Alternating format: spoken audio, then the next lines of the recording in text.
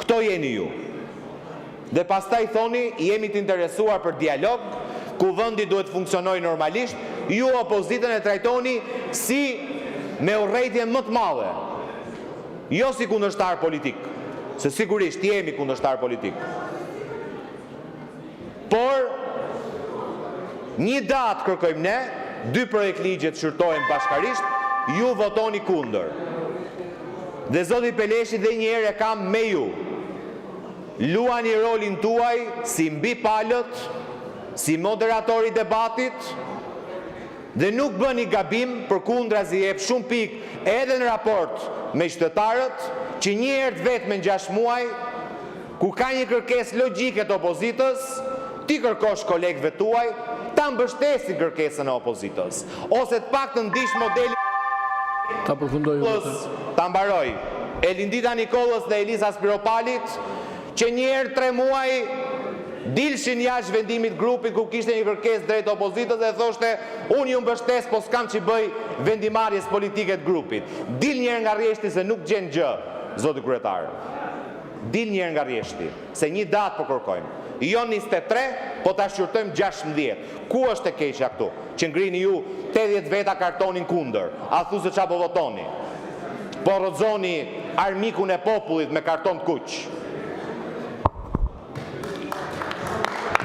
Faleminderit zoti Bardhi, përsëri me qenë se mu drejtove personalisht. Detyrimi im si kryetari i kuvendit është që të respektoj rregulloren dhe ta përfshi kërkesën për të kaluar për çdo të shpejtuar një projekt ligj në rendin e ditës dhe ta kaloj ashtu siç e ka rregulloria në seancë për votim. Rregulloria nuk i jep asnjë të drejtë kryetarit të kuvendit të vendosë në emër të deputetëve të tjerë apo të vendosë veton. Sa i përket qëndrimet mia personale, nuk jam këtu për të folur për bindjet e mia, për argumentat e mia, nuk kam bërë diskutim lidhur me këtë kërkesë. Ju lutem mos e personalizoni sepse jemi 100% në zbatim të rregullores.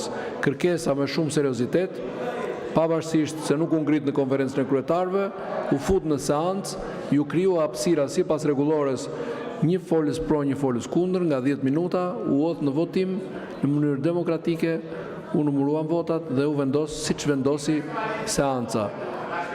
Nuk jam këtu për t'ju përgjigjur pyetjeve personalisht, shijeve, gustove, mendimeve të mia personale. Ju lutem tani vazhdojmë me zotin Bozdo. Mund të kalojnë edhe 5 orë zoti Braçë dhe mund të kalojnë edhe 5 orë dhe mund të kalojnë edhe 5 orë.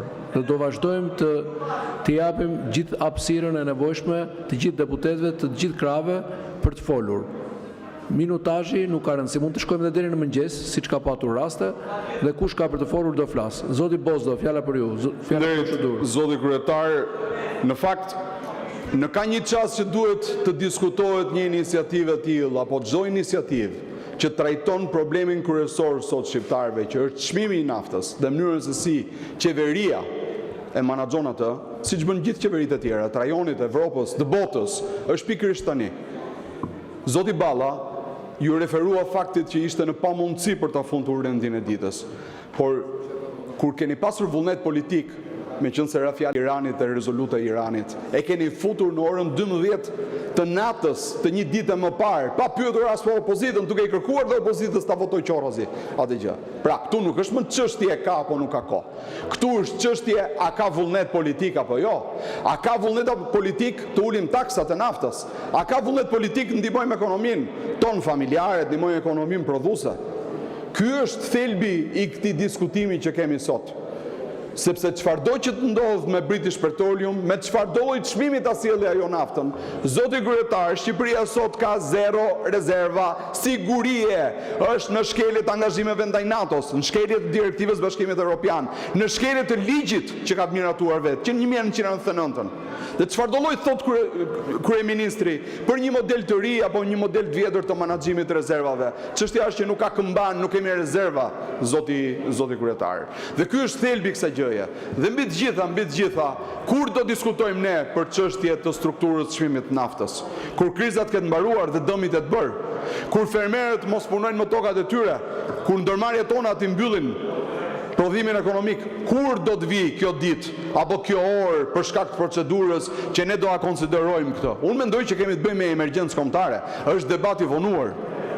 Është debat i vonuar. Kështu që çfarëdo lloj arsyetimi procedurial nuk qëndron. Është vendimarrje politike e mazhorancës për të mos diskutuar absolutisht asgjë që ka lidhje me çmimin e naftës. E theksoj edhe një herë tjetër, e ndërsa flasim, si në asnjë vend tjetër në botë, qeveria jon po pasurohet nga çmimi.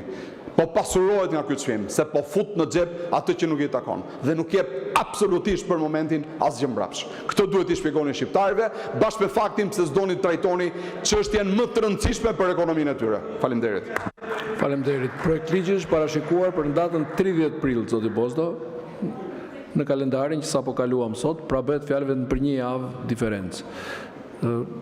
Një javë, sepse me insistimin tuaj ka dhe një javë të gjelbër në mes.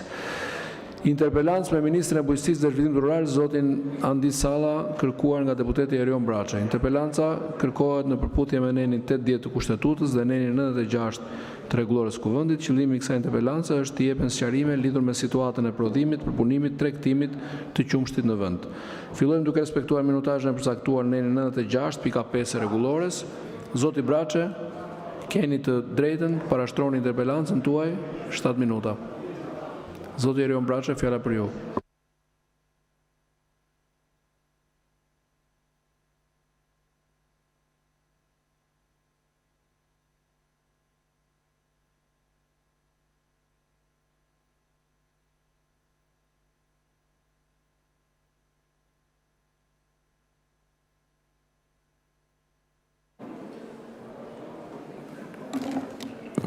Nderuar kryetar, sinqerisht nuk e kuptova se çfarë bëm këto 2 orë.